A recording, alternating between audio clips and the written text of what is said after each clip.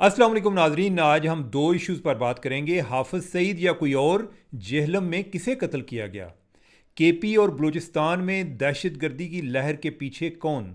नाजरीन, ये है हमारी आज की हेडलाइंस। उम्मीद है कि आप लोग खैरियत से होंगे। आपको याद दहानी कि अगर आपने अभी तक चैनल सब्सक्राइब नहीं किया तो ज़रूर कर लें। रमज़ान का महीना है, दोहरा सवाब होगा आपको। टली भी ऑन कर लें। और इसके अलावा अगर आपको प्रोग्राम अच्छा लगे या ना लगे, हर दो सूरतों में आपने शेयर करना है और मुझे यकीन है कि आपको प्रोग्राम अच्छा लगता है। अब यह है कि आज के टॉपिक्स जो हैं बड़े इंपॉर्टेंट हैं, बर्निंग इश्यूज़ हैं और उनके हवाले से बड़ी महदूद किस्म की मालूमात जो हैं लोगों तक पहुंच रही हैं। हाफिज़ सईद साहब का जो ज़िक्र है ये कल रात से चल रहा है। मुझे इस तरह से पता चला कि मैंने देखा जी कि कुछ सोशल मीडिया पे को पहले इस तरह से बात आई कि जी कोई बंदा, कोई बड़ा हाई प्रोफाइल बंदा जो है उसका मर्डर हो गया है। फिर बाद में पता चला जी पंजाब में हुआ है। फिर बाद में पता चला जी कि वो जेलम में हुआ है। फिर बाद में पता चला जी कि वो जो जेलम वाला है ना जी एरिया, जो तहसील दीन है और जो यानी कि मंगला की तरफ से आते हुए जो मंगला वाला बाईपास है, और यानी कि बाईपास से आगे जो जेलम वाले बाईपास पे जब जीटी रोड पे चढ़ते हैं तो इसके करीब जो है यानी कि वो मर्डर हुआ है। अब यह है कि हाफिज़ सईद जो है बहुत बड़ा नाम है और जमात उद दावा के लीडर हैं। उन पर इंटरनेशनल पाबंदियाँ भी लगी हुई हैं। इंडिया को वो मतलूब हैं। इंडिया वाले जो है उनका बड़ा पीछा भी कर रहे होते हैं। मुख्तलिफ़ मौक़ों पर उन्होंने अपने बंदे भी लॉन्च किए होते थे। जिस तरह मुख्तलिफ़ उन्होंने कई जो मुजाहिद हैं, कोई कश्मीरी लीडर और जो जहाद कश्मीर में जो हिस्सा लेने वाले लोग थे उनको उन्होंने मरवाया। इवन के जो सिख हैं, वो जो कि किसी तरह से उनका ख्याल था कि वो खालिस्तान, जो एक सेपरेशन की मूवमेंट चल रही है उसमें इन्वॉल्व थे, उनको टारगेट किया। तो हाफिज़ सईद जो हैं वो भी उनके निशाने पर हैं। माजी में भी उन पर कोई कोशिशें हो चुकी हैं। एक दफ़ा कोई ऐसे कोई दुबई पलट लोग थे जिनको इंगेज किया हुआ था रॉ ने। ये लंबी ज़रा स्टोरी है, यानी कि मैं नहीं चाहता कि असल से मौजू से हट जाए, लेकिन मेरा ख्याल है किसी की ना की थोड़ा थोड़ा मैं जिक्र इसका कर दूंगा। तो उसमें जो ग्रुप था वो सारे लड़के जो हैं वो दुबई पलट थे। और उनमें से एक जो है उसकी ड्यूटी थी कि उसने जिस जगह पे वो लाहौर में रहते थे, उसके करीब जाके उसने फ़्लैट ले लिया और बज़ाहिर वो प्रॉपर्टी का बिज़नेस करता था। उधर जो उनकी हफाजत पर तैनात पुलिस वाले थे या उनकी अपनी गार्ड थी, उनके साथ उसने रिलेशन कल्टीवेट कर लिया। उनको कभी खाने पे बुला लेता, कभी उनके साथ आके बैठ के चाय पीता। न जाने उसको एक दिन क्या हुआ कि एक दिन उसका माइंड चेंज हो गया और उसने उनके सामने कन्फेस कर दिया कि मैं जो है इधर इस मिशन पर था। और न जाने फिर यह है कि पुलिस को और इंटेलिजेंस को इतला मिल गई इसके बावजूद, और वो बंदा जो है वो डिफेक्ट भी कर गया, यानी कि वो उनके साथ अपने जो हैंडलर थे उनके साथ बजाय इनके साथ मिल गया। लेकिन इसके बावजूद कोई तकरीबन 2 हफ्ते बाद उधर फिर भी अटैक हुआ। खैर वो जो है उसमें हाफिज़ सईद जो हैं वो महफूज रहे, इनके अंदर ये जा ही नहीं सके। कोई उनका जो प्लान था कि एक बारूद भरी गाड़ी जो है वो उनके घर में जाकर वो ब्लास्ट करेगी, लेकिन यह है कि वो नाकाम हुआ। खैर इसका सारी बात का मकसद ये है कि हाफिज़ सईद जो हैं वो उनकी एक निशाने पर हैं। सबसे बड़ा, बल्कि आप समझें कि उनका जो हदफ है इंडिया का, वो जो है वो रॉ का, वो हाफिज़ सईद हैं। रॉ जो है, यानी कि मैं किसी टाइम में ख़ुद बड़ा इस अभाम का शिकार रहा हूँ। यानी जब लोग कहते थे जी वो फ़लाँ काम में रॉ इन्वॉल्व है, मुझे समझ नहीं लगती थी। मैं सोचता था कि पता नहीं उन्होंने जेब में कार्ड डाला होता है, आगे दिखाते हैं कि भाईजान असी रा दें, पीछे हट जाओ, ठीक है। वो बाद में पता चला कि नहीं, ये जो है ना वो आगे इधर लोकल ह्यूमन सोर्स उनका लोकल होता है, जो किसी न किसी स्टेज पे किसी न किसी तरीके से उनके काबू आ जाता है। अभी तक की जो शवाहिद मिले हैं, मुख्तलिफ़ वाक़यात में लोग मुलव्वस हुए हैं। उनमें से अक्सरियत ऐसे हैं कि जो दुबई गए हुए थे, उनको किसी तरह इंडियंस ने कोई एक आम मज़दूर बन के या जिस क्लास से वो तबके से ताल्लुक़ रखते थे वो बन के तो उनको कल्टीवेट किया। या फिर यह है कि उनको सोशल मीडिया के ज़रिए भी कल्टीवेट किया, और सोशल मीडिया पे जो कल्टीवेट किया उधर उनको मजहबी बुनियादों पर किया कि जैसे कोई बंदा एक बड़ा मजहबी बन गया और वो किसी और मजहबी आदमी के साथ अपना ताल्लुक़ बना लेता है और फिर उसको कायल करता है कि जो हमारा मुखालिफ फ़िरका है इसके बंदे को मारना क्यों ज़रूरी है। तो इस तरह भी किया और साथ उनको पैसा भी दिया। यानी कि ये है कि उनको ये भी एहसास नहीं होने दिया, यानी कि उनको ये एहसास दिलाया कि तुम जहाद कर रहे हो और साथ ये है कि तुम्हारे लिए पैसा ज़रूरी है, क्योंकि तुम अल्लाह के रास्ते में निकले हुए हो, तो तुमने अपने फैमिली के लिए भी कुछ सोचना है। तो पैसे का लालच भी दे दिया और अपना काम भी करा लिया। खैर इस तरह के वाक़यात होते रहते हैं। और ये रॉ जो है इनके काफ़ी देर से इन मामलात में एक्टिव है पाकिस्तान में। अब जो है इनके इस पे आ जाते हैं। खैर हाफ़िज़ सईद साहब जो है इनके बारे में तो पता किया तो पता चला कि हाफ़िज़ सईद साहब जो है ना वो कोई उनको मसला नहीं है और वो इधर थे भी नहीं, जेलम वाली साइड पे वो थे ही नहीं। तो लिहाजा पहली बात एक चीज़ क्लियर होगी कि वो हाफ़िज़ सईद नहीं थे। अच्छा, उसके बाद एक दूसरी बात चल पड़ी और दूसरी बात चली और जो कि अभी तक चल रही है वो ये था जी कि एक और उनके कमांडर हैं जमातुद दावा के, और उनका नाम है ज़ियाउर रहमान और उनकी कुनियत है अबुल कताल। और वो जी क्या है जी, वो लॉन्चिंग कमांडर है। हम आमतौर पे कमांडर से हमारे जहन में आता है या तो कोई कोर कमांडर होगा, कोई जो है यानी कि मेजर जनरल जो डिव कमांडर होता है वो होगा, तो स्टेशन कमांडर होगा अगर कम से कम भी होगा। तो लेकिन ये है कि ये भी इनकी एक अलग से वर्ल्ड है यानी कि जहाद की, तो उसमें भी जो कमांडर हैं मुख्तलिफ वो काम कर रहे होते हैं। तो लॉन्चिंग कमांडर का जो एक तासर मिलता है वो ये था जी कि ये जी कि कश्मीर में तैनात हैं। और ये जो तासर मिलता है या दिया गया वो ये है जी कि ये इधर से लोगों को कश्मीर भेजते थे। पता नहीं कि हमारे यहाँ यानी कि कोई आइडिया नहीं है कश्मीर में अभी तक कोई जहाज़ चल रहा है, कोई लोग इधर से जा रहे हैं, आई डोंट नो। यानी कि हमें तो लगता है कि जैसे बंद हो गया है। इंडिया वाले इतनी शिकायत भी आमतौर पर अब नहीं करते, लेकिन क्या हो रहा था, ये इंडिया को क्यों मतलूब थे, तो ये इतनी तफसीलात नहीं है। लेकिन ये है कि जब बात होती है ना वो ये तासर ये मिलता है जी कि कोई ना बहुत बड़ा कमांडर था। और बड़ा कहा ना जाए तो फिर इससे खबर बड़ी नहीं बनती। पहले जो है वो जिस तरह वो शरीफुल्लाह जो अभी अमेरिका के हवाले किया उसके बारे में आता रहा जी कि वो जो वो फ़लाँ अमेरिका मास्टरमाइंड था जी, बहुत बड़ा कमांडर था कि जैसे कोई 3 स्टार जर्नैल था।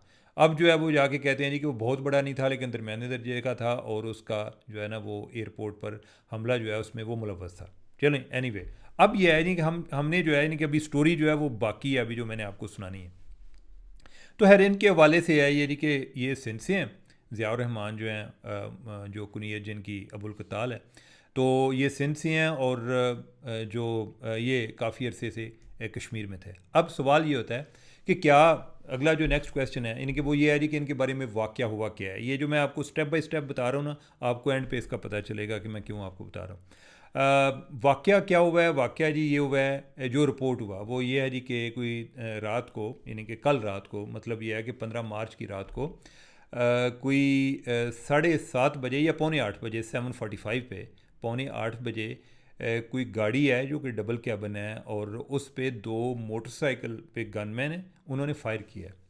और यूं ही फायर किया है और उसमें 3 बंदे थे, एक ड्राइवर था, एक गार्ड था साथ, और एक वो कमांडर साहब थे यानी कि जिनका नाम अबुल कताल है।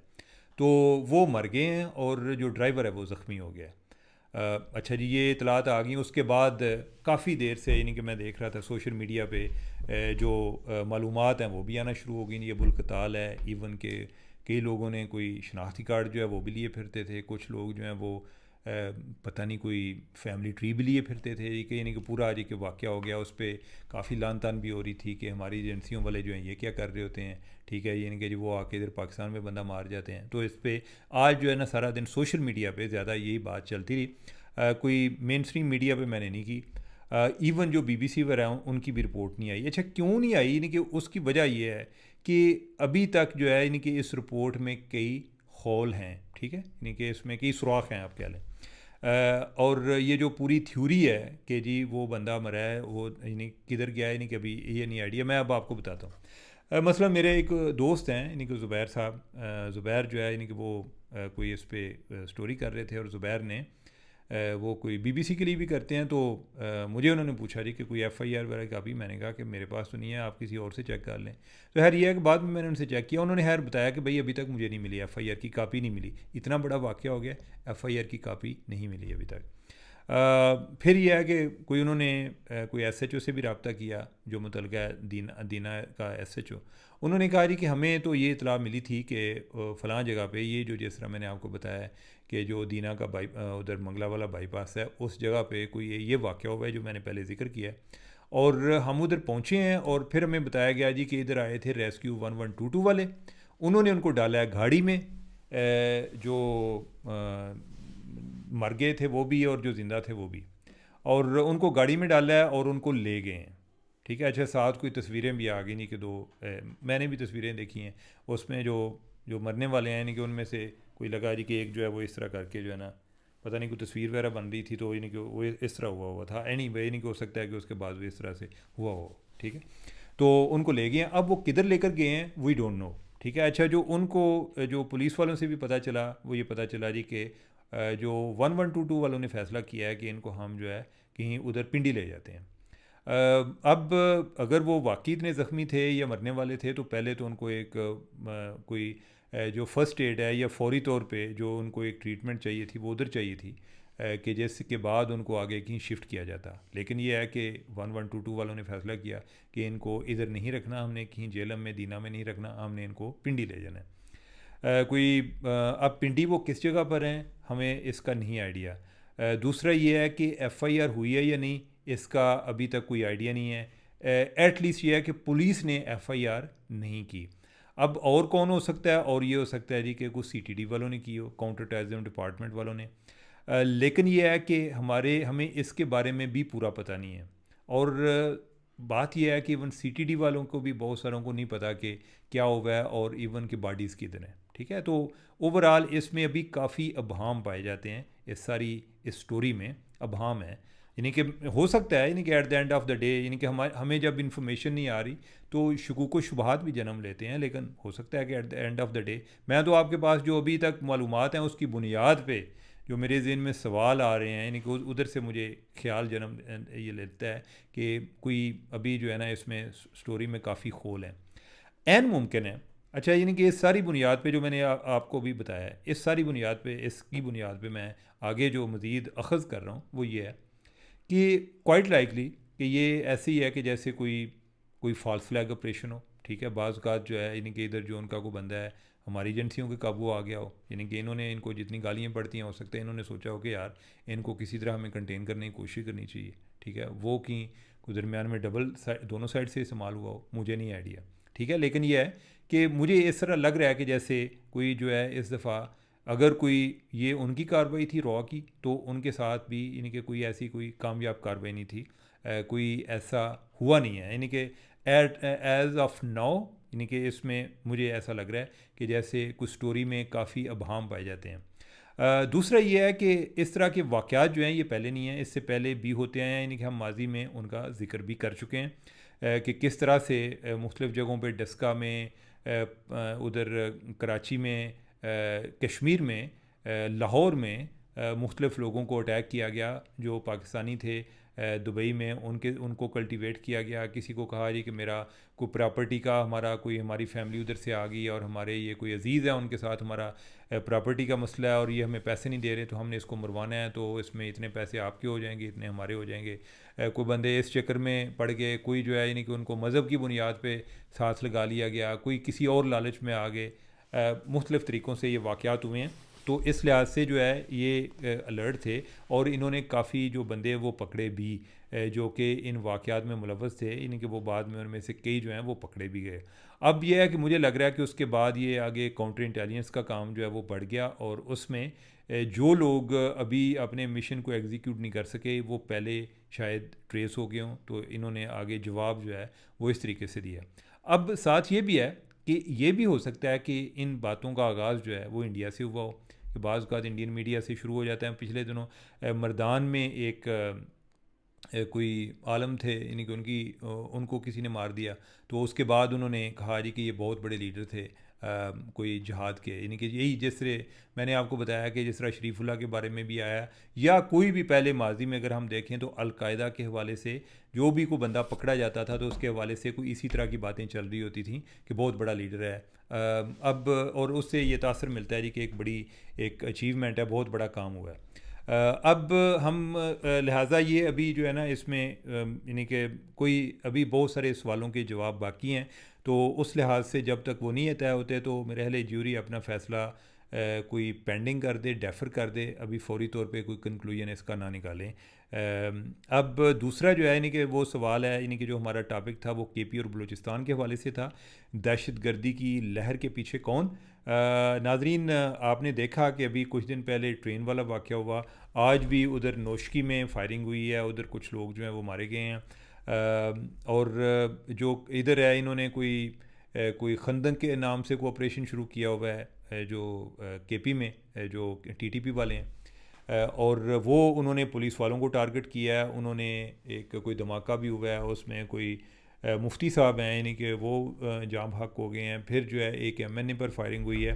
तो ओवरऑल जो है ये इनमें जो तसलसल है वो बढ़ता जा रहा है। आपको पता है इससे पहले हाई प्रोफाइल इंसिडेंट जो है और ये रमज़ान की सारी बातें हैं, ये रमज़ान में सारी कार्रवाई हो रही हैं। ट्रेन वाली भी जो पिछले दिनों बन्नू वाला वाक़या हुआ था वो भी, और छोटे मोटे जो हैं बेचारे, यानी कि छोटे मोटे हम कह रहे हैं, यानी कि जिसके घर का कोई मारा जाता है उसके लिए तो पूरी ज़िंदगी ख़त्म हो जाती है उसकी, तो ज़िंदगी का सबसे बड़ा वो हादसा होता है। तो खैर ये है कि एक एक दो दो चार चार लोग ये आए दिन किसी ना किसी जगह पर सुनने में आता है। अब ये है कि टीटीपी जो है वो ज़्यादा इनको टारगेट कर रही है। जो क्या नाम है, जो लॉ इन्फोर्समेंट के लोग हैं, उनका ये ख्याल है कि अगर लॉ इन्फोर्समेंट के लोग जो हैं वो अगर उनको हम किसी तरीके से इनको डीमोरलाइज़ करने में कामयाब हो जाते हैं तो फिर जो है यानी कि हम सारे हमारे लिए जो है ओवरऑल चीज़ें आसान हो जाएंगी। अब वो सिविलियन पॉपुलेशन को उस तरह से टारगेट नहीं करते। मैं कल आपको बता रहा था जो हक्कानी ग्रुप के हवाले से उसमें कोई एक दो चीज़ें रह गई थी और उनका ताल्लुक इन वाक़यात के साथ भी मैं इसलिए बात कर रहा हूँ कि क्या जो उनके दरमियान आपस में इख्तलाफात बढ़े हैं उसका इम्पेक्ट आएगा। टीटीपी को कौन लीड करता है, कौन कंट्रोल करता है, अफ़गानिस्तान से होते हैं, कैसे होता है मामला।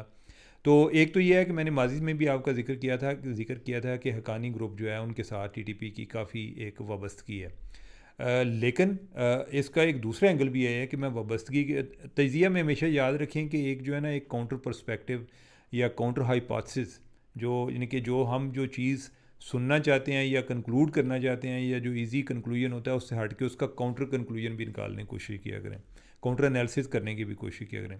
लेकिन यह है कि अगर वो हक्कानी ग्रुप के करीब भी थे तो हमारे भी यानी कि जब भी कोई बंदे हमारे पकड़े गए, जैसे फ़ौज के लोग या जजेस वगैरह, तो कोई एक जज साहब थे उस टाइम वो तो यही बताया जाता था कि उस टाइम जो हक्कानी नेटवर्क है या सिराजुद्दीन हक्कानी है उनके साथ रब्ता किया जाता था कि उसकी मुदाखलत के ज़रिए ये बंदे छुड़वाए जाते थे। तो अगर ये हो सकता है तो ज़रूरी नहीं है कि वो हक्कानी के पूरे कंट्रोल में हो, ये भी हो सकता है कि थोड़ा बहुत असर रसूख हो, लेकिन ये नहीं है कि पूरा जो है यानी कि वो उनके कहने पे उनके ग़ुलाम हैं ऐसे करते हो। एक दूसरा जो इनके हवाले से आता है, एक तो ये है कि जो हक्कानी नेटवर्क है वो है, दूसरा ये भी आता है जी कि उधर की जो जीडीआई है, जनरल डायरेक्टोरेट ऑफ इंटेलिजेंस के आप कह लें कि उधर की जो इंटेलिजेंस ऑर्गेनाइजेशन है उनके बारे में भी आता है जी कि वो इनको ज़्यादा सपोर्ट करते हैं। मेरी कोई केपी में जो काउंटर टेररिज्म के लोग हैं उनसे बात हो रही थी, वो कह रहे थे, यानी कि मैं उनको पूछ रहा था, वो कह रहे थे जी कि जो है ना जिधर से पैसा मिल जाता है वो उसी के लिए करते हैं। यानी कि अब ये मुख्तलिफ थ्योरीज़ हैं, ठीक है। लेकिन ये है कि ओवरऑल चैलेंज जो है यानी कि दैट इज़ एनॉर्मस, यानी कि बहुत बड़ा चैलेंज है। अब इसके लिए क्या किया जा रहा है जो केपी के हवाले से है, यानी कि हमें तो ये लगता है कि केपी वाले जो है सियासत ही कर रहे होते हैं, लेकिन जब जो काउंटर टेररिज्म के लोग हैं वो ये बताते हैं जी कि केपी गवर्नमेंट हमारे साथ पूरा कोऑपरेट करती है वसाइल के हवाले से, लेकिन हमें वसाइल मिल नहीं रहे। यानी कि हमारे पास पैसे हैं लेकिन बाज़ औक़ात ये होता है जी कि आपने किसी जगह पे वेपन ख़रीदने हैं। अब ये देखें कि कोई इस तरह की हमारी लॉ एंड आर्डर सिचुएशन क्या, ये जंग वाली सूरत हाल है, लेकिन उसमें ये भी होता है जी कि हमने कोई जो भी असला ख़रीदना है वो किसी ऑथोराइज डीलर के साथ से ख़रीदना है। अब जो इंटरनेशनली मामला चल रहे हैं उसमें बाज़ औक़ात ये होता है कि कोई पाबंदियाँ लगी हुई हैं, कोई फ़लाँ कंट्री जो है वो असला नहीं दे रहा। अभी जो है यानी कि कोई असले वगैरह के कोई मामला हैं जिनको हम कोई बाय करने की, एक्वायर करने की कोशिश कर रहे हैं। इन्हें कोई नाइट विजन जो कैपेबिलिटी चाहिए कि रात को कोई दूर से अंधेरे में लोगों को देख सकें जब आ रहे हों, कोई लॉन्ग रेंज गन्स चाहिए। लेकिन इनकी उम्मीद ये है कि ओवरऑल हम इन सारी गलतियों से सीखते हैं। और मेरी ये बड़ी ख्वाहिश है कि जो काम फ़ौज कर रही है केपी में वो पुलिस वाले करें, उधर का जो काउंटर टेररिज्म डिपार्टमेंट है उसको स्ट्रांग किया जाए। इससे एक तो जो ये गलत फहमियाँ जन्म ले रही हैं जो कि मेरी नज़र में गलत हैं, ठीक है। मुझे कई लोग मिलते भी हैं, वो कहते हैं जी कि उनका ये ख्याल होता है जी कि फ़ौजी मरवा रहे हैं। मुझे ये बात बड़ी ही यानी कि एक बेतुकी सी बात लगती है। यानी कि अपने साथी मर रहे हों, इस तरह का कोई बेहुदा मजाक नहीं कर सकता कि अपने साथी भी साथ मरवा रहा हो। लेकिन ये होता है कि जो जंग होती है ना, जंग में चीज़ें इतनी ब्लैक एंड वाइट होती नहीं हैं जितनी हम दूर बैठकर अपने अपने कमरों में बैठकर देख रहे होते हैं, ये सोच रहे होते हैं। आगे उनके आगे अदालतों के साथ भी मसले चल रहे होते हैं कि हम बंदा पकड़ते हैं, वो ज़मानत दे देते हैं, जज साहब जो हैं वो अपनी जान छुड़ा रहे होते हैं कि यार साढ़े पीछे ना आ जाएंगे ले। प्रोसिक्यूटर वाले जो हैं यानी कि वो अपनी जगह पे यानी कि वल्नरेबल होते हैं, वो भी ज़्यादा परसू नहीं कर रहे होते। तो ये बड़ा एक कम्प्लेक्स इशू है, ये इतना सादा नहीं है। यानी कि अगर आपको कहीं कोई मसला बन जाए तो मेरे ख्याल बहुत सारे जो हैं वैसी बात ही नहीं करेंगे। तो वो लोग के जो कि एक जो है ना फ्रंट लाइन पे लड़ रहे होते हैं, मेरे ख्याल इस तरह नहीं करना चाहिए। खैर एनीवे, अल्लाह करे यानी कि इनको कोई वसाइल जो हैं वो मिलें। बलूचिस्तान में भी अब जो ये मौजूदा नए चीफ़ मिनिस्टर हैं सरफराज बुगटी, ये सिक्योरिटी फोर्सेस की इम्प्रूवमेंट पर काफ़ी काम कर रहे हैं। सिक्योरिटी फोर्सेस से मतलब मैं इस टाइम एफसी से ज़्यादा मैं बात कर रहा हूँ पुलिस वगैरह की, काउंटर टेररिज्म डिपार्टमेंट की। और नाजरीन, ये जो हम अगर हमें कोई फ़ौज से मसला भी है, ये मसले तब हल होंगे कि हमारी उन पर डिपेंडेंस कम होगी। और सिक्योरिटी के हवाले से वो अगर बॉर्डर पर रहते हैं और हम जो दाखिली सलामती है इसके मामलात को अगर पुलिस कंट्रोल करने में कामयाब हो जाएगी तो हमारे बहुत सारे जो चीज़ें हैं ना, यानी कि हम ज़्यादा एक बेहतर पोजीशन में होंगे कि जिधर जो सिविलियन है वो अपना एक अपने आप को असर्ट भी कर सके। तो आई होप कि हम जो है हमें काफ़ी देर हो गई है। हमने वैसे यानी कि आप देखें 9/11 हुए कितने साल हो गए हैं, हम अभी तक जो है यानी कि हमारी कई चीज़ें, और मैं केपी की बात कर रहा हूँ कि उधर की सीटीडी जो है उसको अभी कितनी उसकी रिक्वायरमेंट्स कितनी ज़्यादा हैं। ठीक है, तो यानी कि हमें ये चीज़ें बहुत देर पहले कर लेनी चाहिए थी। लेकिन उस लिहाज से तो कहने वाले ये भी कहते हैं कि पाकिस्तान को 75 साल हो गए हैं तो हमने बहुत सारे काम अभी तक नहीं किए। तो एनीवे यानी कि इट्स क्या कहते हैं इट्स नेवर टू लेट। तो अल्लाह करे कि हम कोई अभी ही हमारी आंखें खुल जाएं और हमारी जो लॉ इन्फोर्समेंट है वो अपने आप को इम्प्रूव करे। और रियासत जो है यानी कि जब तक अगर ये लोग जो हैं ये मिलिटेंट्स के रहमो करम पर चले जाते हैं तो उनका रियासत से एतमाद ख़त्म हो जाएगा, वो फिर इन लोगों के साथ मिल जाएंगे जिधर से उनको प्रोटेक्शन मिलती है। तो उम्मीद है कि हम जो है यानी कि हमारे जो लॉ इन्फोर्समेंट एजेंसीज़ हैं और जो हुकूमतें हैं वो सियासी मामलात अपनी जगह पर, लेकिन जो टेररिज्म का मामला है इस पर एक नो टॉलरेंस वाली पॉलिसी इख्तियार करेंगे। तो नाजरीन, मुझे दें इजाज़त। अल्लाह हाफिज़।